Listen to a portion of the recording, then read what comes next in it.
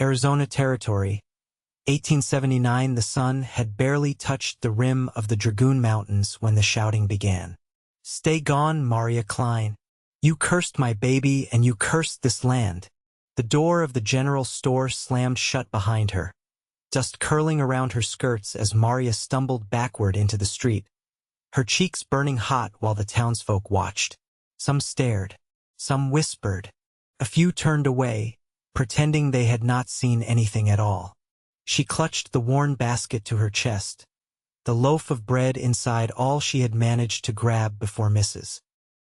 Delaney's hand came down hard on her wrist and shoved her away like a rotten thing. "You should have never come back here," someone muttered behind her. "Your mama died screaming, and that cow gave birth to a calf with 2 heads, day after you passed by." Marya didn't answer. She kept walking, past the saloon, past the blacksmith, past the schoolhouse where the windows were nailed shut against the wind. No one stopped her. No one offered help. They had called her a curse since she was 12, since her mother bled out in childbirth and her baby brother never drew breath, since the preacher's wife miscarried after Marya helped her carry water, since the rains dried up after she wandered too far into the hills. By the time she reached the edge of town, her throat ached from holding it in. She didn't cry. She never did. But something twisted hard in her chest when she saw what was left of her family's homestead, just a broken chimney and a few blackened boards. The fire had taken it years ago. She didn't look back. She walked until her boots blistered, until the sun dropped behind the rocks and coyotes began to sing. She found a dry wash and settled under a mesquite tree, wrapping her shawl around her shoulders, biting into the bread with dry lips. Tasted like sawdust and salt. She was used to being alone. But tonight, the loneliness clung sharp as cactus needles. The next morning came with the smell of horse sweat and leather. Marya stirred, hand already on the knife in her boot, heart thudding. "Easy," a voice said, low and steady. "I saw your fire smoke. Figured someone might need help." She looked up to find a man on horseback watching her from a few yards off. He was tall, lean, maybe 30, his hat pulled low against the sun and a rifle slung across his saddle. His shirt was sun-faded, and his boots were worn, but everything about him looked capable, settled. "I do not need anything," she said, pushing to her feet, chin high. He studied her, not with pity, but curiosity. "That's so? I am not helpless. Never said you were. Just looked like you might be hungry." She hesitated. Then her stomach growled, loud enough to make her wince. He reached into his saddlebag and tossed her a wrapped biscuit. "I am Isaiah Trenton. I am riding north, toward the San Pedro. You headed anywhere?" "No," she said after a moment.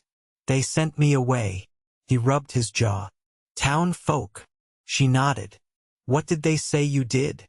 She hesitated, then answered flatly, "Everything." Isaiah's eyes stayed on her for a long moment. Then he dismounted. He moved with the ease of someone who trusted the land more than people. He crouched by the fire pit she'd made, poked the coals, then glanced up. "Maybe you are not the problem," he said, quiet-like. "Maybe they just needed someone to blame." Her breath caught.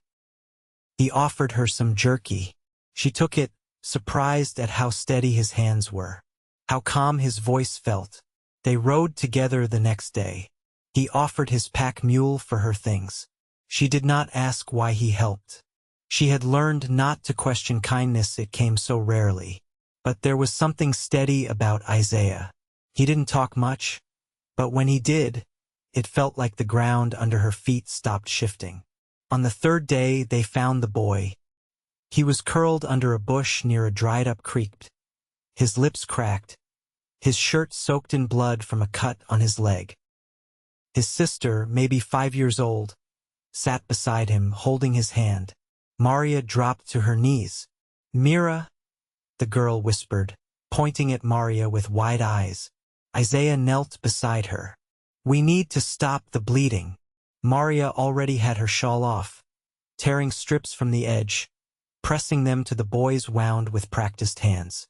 Do you know their names? Isaiah asked. The girl nodded. I am Maribel. He is Mateo. Our papa never came back. We waited and waited. Then wolves came. Isaiah's jaw tightened. We will take you with us. Marya didn't hesitate. She lifted Mateo gently into her arms, even though he was taller than he looked, and carried him to Isaiah's horse. Later, at camp, Maribel curled up beside Marya like she had always belonged there. And when Mateo stirred and whispered for water, it was Marya he reached for. Isaiah watched from where he was tending the fire, his gaze heavy, thoughtful.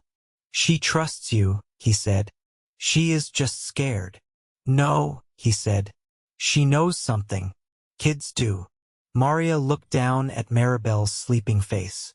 A curl of warmth stirred in her chest, unfamiliar and sharp. They made it to an old mining cabin a few days later, abandoned, but sturdy. Isaiah patched the roof. Marya cleaned the hearth. The children began to laugh again. One night, Isaiah handed Marya a mug of coffee and sat beside her on the porch. You could stay, he said. She blinked. Here? He nodded. It's far from town. No one to call you names. No one to send you away. She stared out at the stars. You do not think I am cursed? Isaiah looked at her like he saw something no one else ever had. No. I think you are the blessing I have been waiting for. Her breath caught. She turned to him fully, her chest rising and falling. You mean that? I do. She did not cry, but her hand found his. And for the first time since she was a child, Marya Kline believed she was allowed to stay. The rains came late that spring. They arrived on a Tuesday, seeping into the cracks of the dry cabin walls and turning the dirt path to syrup. Inside, it smelled of wet wood and boiled beans, and the tin roof ticked softly above their heads. Isaiah leaned against the window frame, sleeves rolled up, one palm resting on the worn edge of the sill. Marya sat cross-legged on the floor, sewing a patch onto Mateo's trousers while he played with wooden dominoes Isaiah had carved from a stump. Maribel stood at the table, tongue caught between her teeth, tracing the letters Isaiah had drawn in charcoal. She squinted at them, then turned to Marya. Is that an M? It is, Marya said, tying off her thread. For Maribel. The girl beamed. And for Marya. Mateo raised a brow. And for Mule. Isaiah chuckled low in his throat. He didn't laugh often, but when he did, it came out quiet and warm, like it had traveled a long way to reach his mouth. You were a teacher, Isaiah said, not asking. Marya glanced at him through her lashes. For a while, I taught letters and numbers in a church room, back when my name still meant something. It still does. She didn't answer. She bent over the trousers again and pressed the seam flat with her thumb. That night, while the children slept in the loft, Isaiah lit a lantern and poured water into the basin. Marya stood by the hearth, brushing out her damp hair, the ends curling from the rain. You ever think about leaving Arizona? He asked. She paused, twisting her hair into a loose braid. Where would I go? Anywhere you want. Santa Fe, Denver, maybe even California, if you don't mind the dust. She shook her head. I don't trust places that promise too much. He dipped his hands into the basin, then wiped them on a cloth. You trust me? I haven't decided yet. He smiled, but his eyes stayed on her face, searching.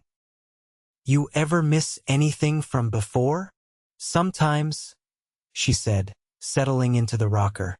I miss music. There was a piano in my mother's house. I wasn't any good, but I used to try. Isaiah walked to a weathered trunk and opened it. From beneath a stack of folded shirts, he pulled out a small wooden box and brought it to her. She opened it carefully. Inside lay a harmonica, dulled with age but well kept. "Was my father's," he said. "He played it when the cattle were restless or when my ma was cross. I never learned, but maybe you could." Marya's fingers hovered over it, hesitant.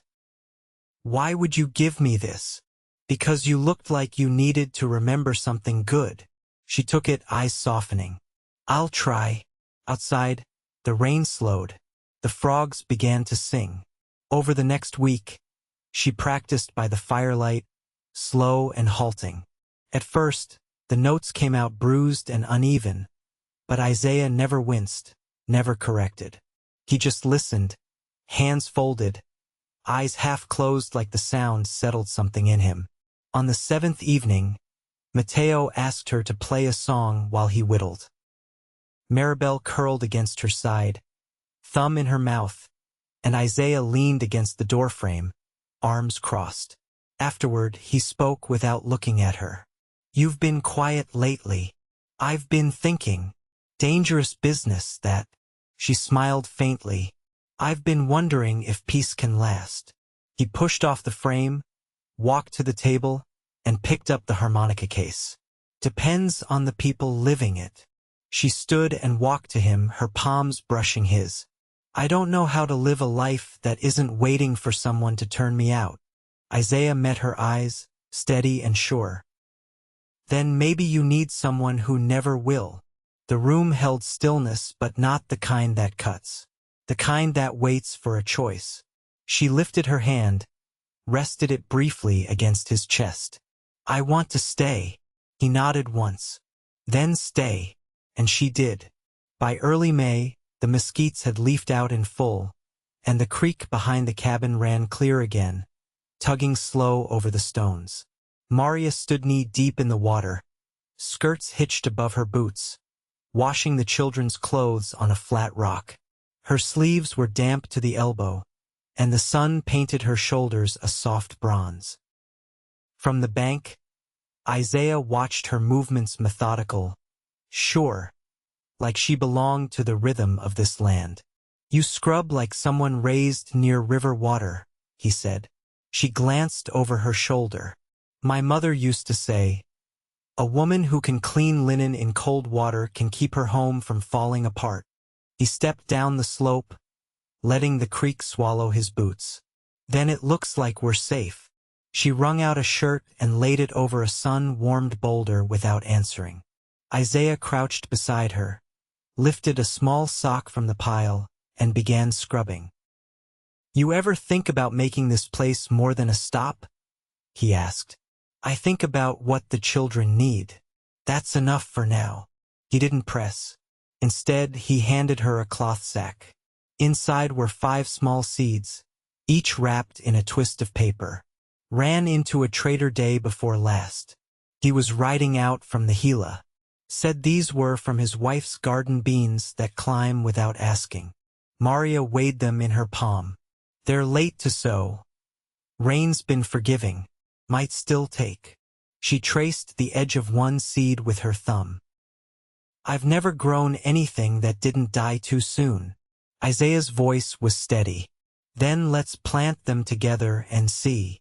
That evening, they dug a small patch behind the cabin, near where the soil held the day's warmth longest. Mateo helped tamp the dirt down with the flat of a shovel, and Maribel poked holes with a stick, counting under her breath. Marya pressed each seed into the earth with care, not looking at Isaiah, but knowing he watched.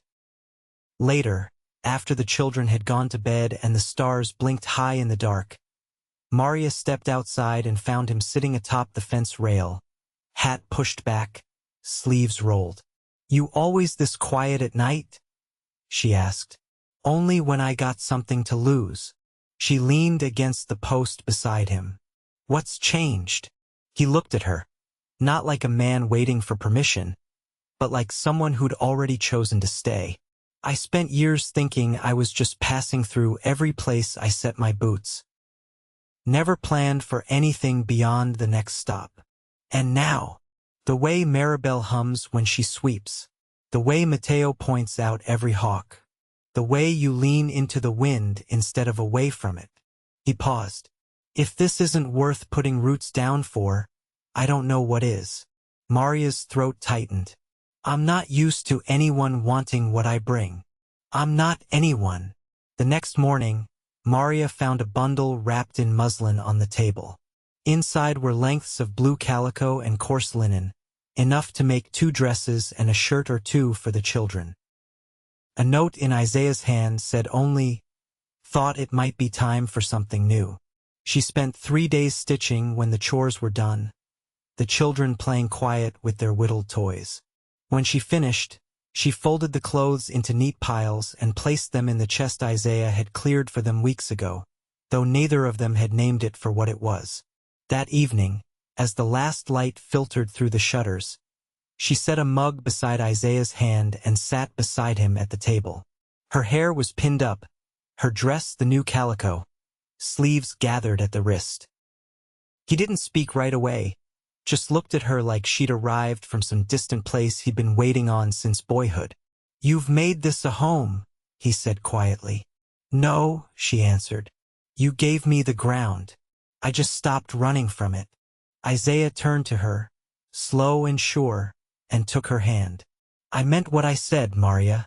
You're the blessing I've been waiting for. Not just someone to ride beside, someone to build with." Her voice was unsteady, but sure.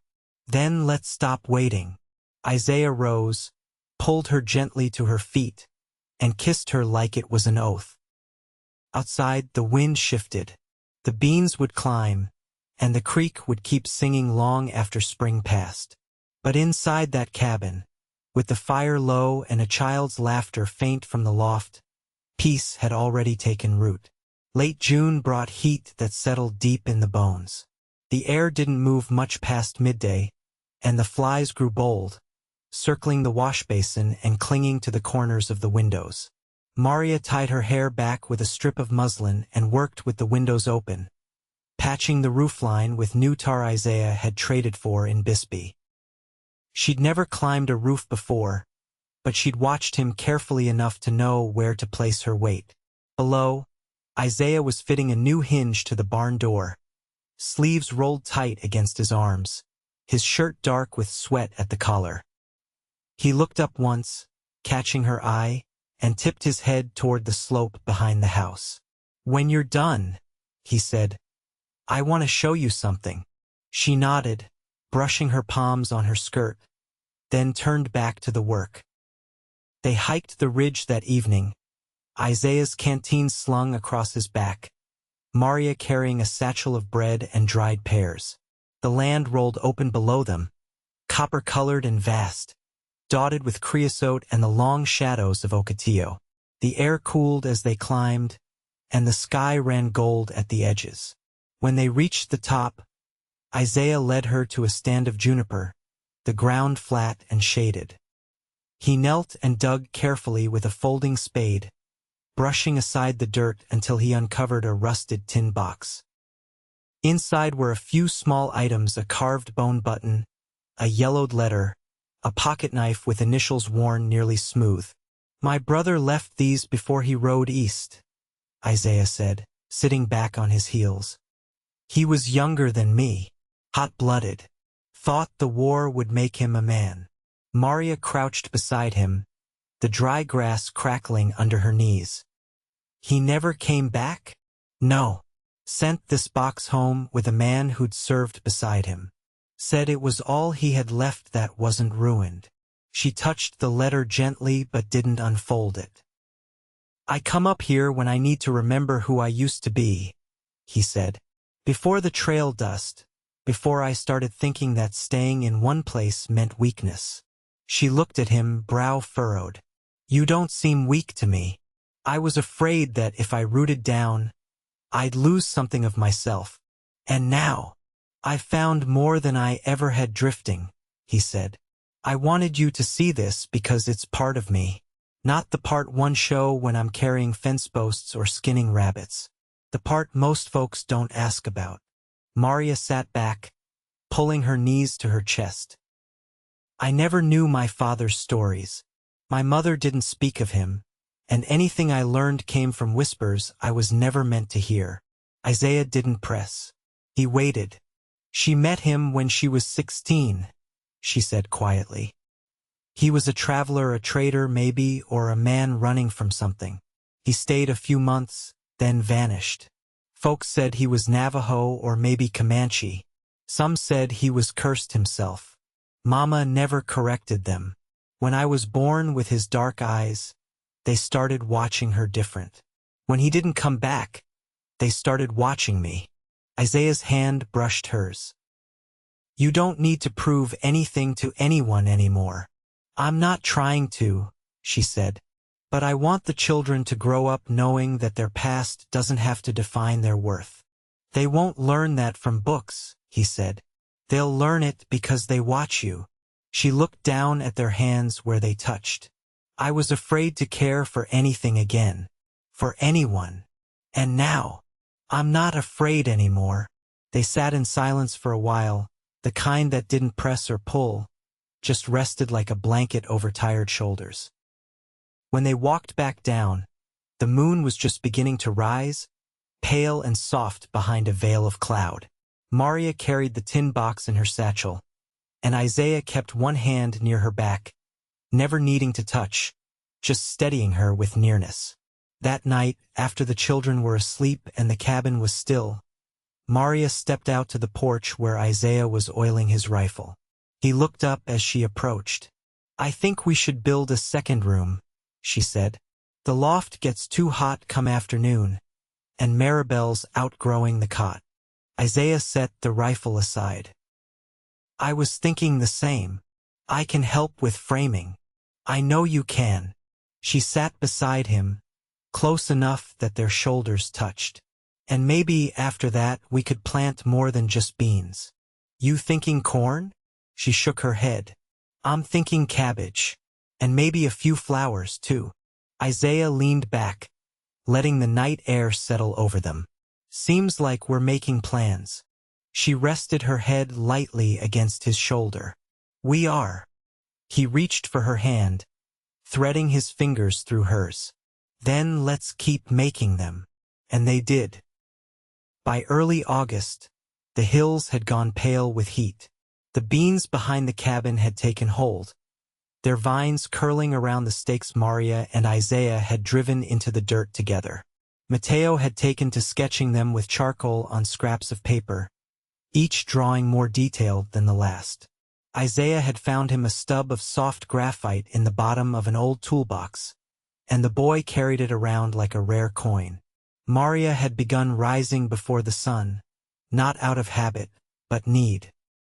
The heat pressed close by midday, and the quiet of dawn was the only time she could gather her thoughts without interruption. She'd taken to walking the edge of the creek with a basket beneath her arm, collecting what the land offered: wild onions, prickly pears, and once, a single ripe plum from the old tree Isaiah thought long dead. That morning, just after sunrise, she found Isaiah already outside, mending the harness straps beneath the cottonwood. He looked up at her approach, wiping a hand across his brow. I've been thinking, she said. We could teach Mateo how to rig a pack mule. He's got the patience for it. Isaiah fastened the buckle tight before answering. That boy's got more patience than most men I've known. But I reckon it's not the mule he wants to understand. She crouched beside him, brushing her fingers over the worn leather. Then what? He's trying to make sense of things that don't speak plain. That's why he draws. Why he listens more than he talks.